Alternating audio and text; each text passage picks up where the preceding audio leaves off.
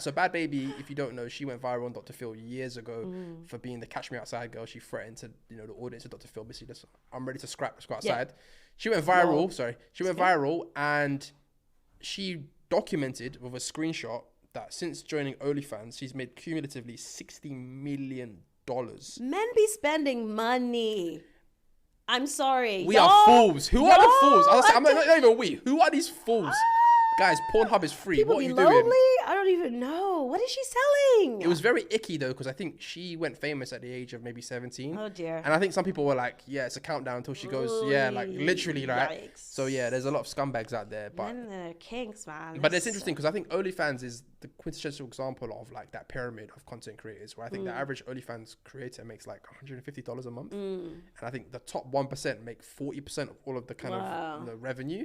So like I have these jovial conversations with sometimes my female friends, and they're like, oh man, sometimes this corporate life ain't the one, man. I might start selling feet pics, innit? And I have to be like, but listen, the reality is you're gonna be like, you're not gonna make much, and you're gonna be the equivalent of a struggling rapper with his mixtape talking about who wants to sign up to OF. Like, you're just going straight to diminishing returns. Exactly. You're thinking that you're gonna be, you're basically looking at the, it's like looking at Marcus Brownlee and be like, I want to be a YouTuber because I just saw what Marcus Brownlee did, like.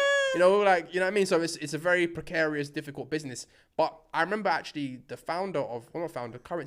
a female CEO of OnlyFans, but there was the original founder, and I think he took out a dividend of like 100 million. And I'm like, you are basically the most successful pimp that's ever existed in the world.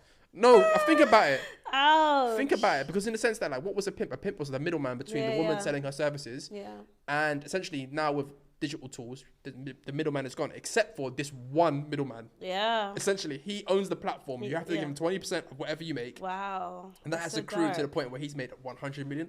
Yeah. So I guess you'd wish there was almost like a blockchain version of OnlyFans where like it was decentralized. Women just need to go straight to their audience. Yeah. But yeah, that's what a crazy world.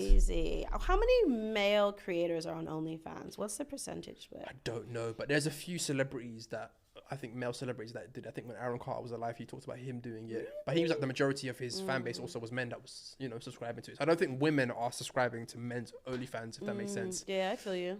Do you know what's interesting actually? I'm surprised who hasn't got one. Do you remember Armie Hammer? Yeah. The Winklevoss guy. Of like, course. Yeah. So he was on Call Me By Your Name as well. Huh? Call Me By Your Name. Is that another movie he was in? You never watched that? Yeah. I don't know that movie. But yeah, he was on a podcast recently, the Bill Maher podcast. He'd been cancelled because there was accusations of him basically, I think he was into like BDSM, and there was text messages that got released where he was like telling women, I'm going to eat you, eat your heart. There's no sexual violence. Sexual violence, yeah. He claimed, listen, it's BDSM and it was all consensual. They claim otherwise. So he's been cancelled. Then there was pictures of him working as a timeshare salesman in the Cayman Islands. No. So on the podcast, he was like, yeah, I'm broke. So I'm broke, like. Damn, and I'm like, you got a lot of dignity, because if I was you, 6'3" movie star, I'd be on the OnlyFans making millions right now, bro. Like, you know what? So yeah, that's an At idea. least he's out there working. Yeah. He's actually descendant from a super rich, like his great grandfather was like some giant billionaire, and he was talking about and it was interesting. He was, Bill Maher asked him like, why don't you just ask your family for money? And he was like, listen. Strings attached. When your father's got money and your auntie's got money and you haven't necessarily inherited it, it's almost like a lot people of times just want you in their pocket. They hold it against you. So many families, come on, like money doesn't come free. It comes with expectations. He should at least get on Cameo. That too, yeah. There we go. Holla at us, man. We'll be your agent. Actually, no, he's been cancelled. It's been me too. We won't do that. But like, if you want a one-off consult, I'll help you.